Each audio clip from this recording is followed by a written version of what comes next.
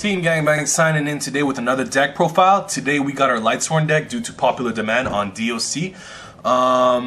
Before we get this started, quick mail update. Pokemon I and Bulbazoid, I received your mails. Thank you for trading with Team Gangbang. Back to the deck. Lightsworn is pretty much an autopilot deck, meaning not a lot of skills are required to play this deck, and it runs pretty simple. I suggest this deck for beginners or new players that just want to try out the game. Very simple to play. Anyways, the monster lineup, we got 1 Lumina and 2 Lilas. Lumina allows you to do special summoning, and with XYZs over there, this card's crazy. Lila allows you to pop a back row. Next we got Jane. These cards are really cool in this format because with Tengus and Thunder Kings running all over the place, these cards can run over them. Next we got Wolves. When these cards are milled to the graveyard from your deck, special summon them because this deck is all about graveyard presence and everything, and milling. Next we got Raikou, Aaron, Garroth, and 1 Celestia. So total we have 8 different names for JD. This is the Lightsworn monster lineup. Next we have 2 card troopers. This card allows you to start your engine by milling, and when this card is destroyed you get to draw a card. So really cool card to use. Next we got an Honest because it's a Lightsworn deck. I mean, you have so many targets with Honest, and it's just crazy when you can destroy crazy stuff. Next for the boss monsters, we got 3 JDs because we're allowed 3 this format, so why not abuse it? And for protection, we got 1 Gores and 2 Trigodias.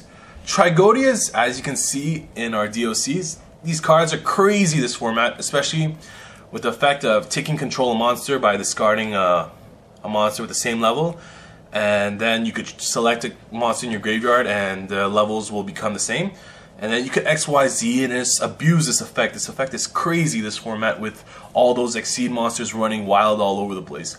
And finally, last but not least, we have 1 Blackluster Soldier.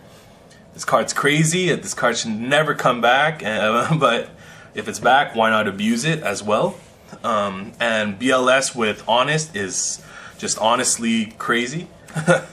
Just attack and can attack again with a boosted attack. Next, we got our 2 tuners. We got a Glow Up Bulb and Plague Spreader because this deck revolves around your graveyard presence. And I guess this is the only 2 cards that require a bit of skills to pull off crazy moves, such as top decking Wolf, then milling it with Glow Up Bulb, and special summon Wolf and just explode. But besides that, there's not a lot of complicated moves. Next, we got 2 Effect Veilers to stop those crazy effects out there, such as Tour Guide. Just say no to them. And they're also tuners, so if you're stuck in a pickle, well, just use it. Just use it as tuners. Next, we got 2 Necrogardenas.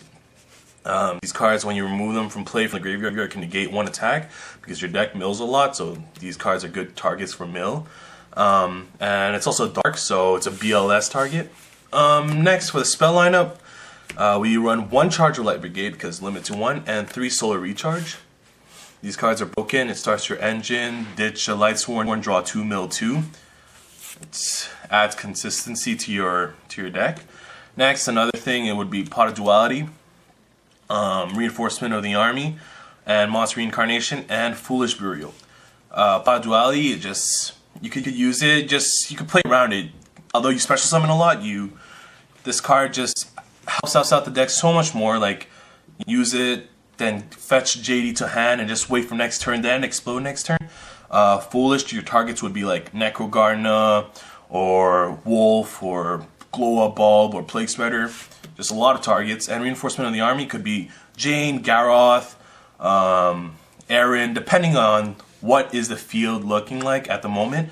Or even Necrogardener, and then you could Monster Reincarnation and then fetch JD. Instead of ditching Reinforcement of the Army, you could fetch Necrogardener first, then activate Monster Reincarnation. Yeah, this card, fetch JD, BLS, or any crazy card, and just explode this turn. Next, we have the staples: Monster Reborn, Dark Hole, Heavy Storm. And these guys are self-explanatory. And finally, we got 1 Beckoning Light, which is crazy when you have like 4 cards in hand and then your JDs and BLS are all in the graveyard. Just Beckoning Light fetch all your boss monsters, and usually when you do that, your opponent scoops right away. It's a crazy card. That's the only trap card I play. And that's it for the deck. Total of 40 cards.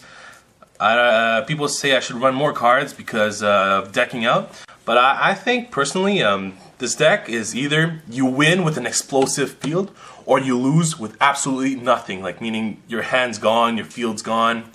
Like, you either win or lose with this deck. There's never any really tight matches. And as for the extra deck, I run YuGiOh, Leviathan, Zen Mains, Steelstorm Roach, and Utopia. Zen Mains is the next staple. It's sad, but it's true that this price is going to be going up. I think it's going to reach 70 soon, so get it as soon as you can. Steelstorm Roach, negate special summoning because you have a lot of level 4 targets. And Zen Mains would be Trigodia, ditch Necrogarna, copy Necrogarna's level, then copy the next overlay the monsters. And it's just a beater, and YuGiOh is always good. That's it for the XYZ monsters, Xyz, however you want to pronounce it. Level 5s, Synchro.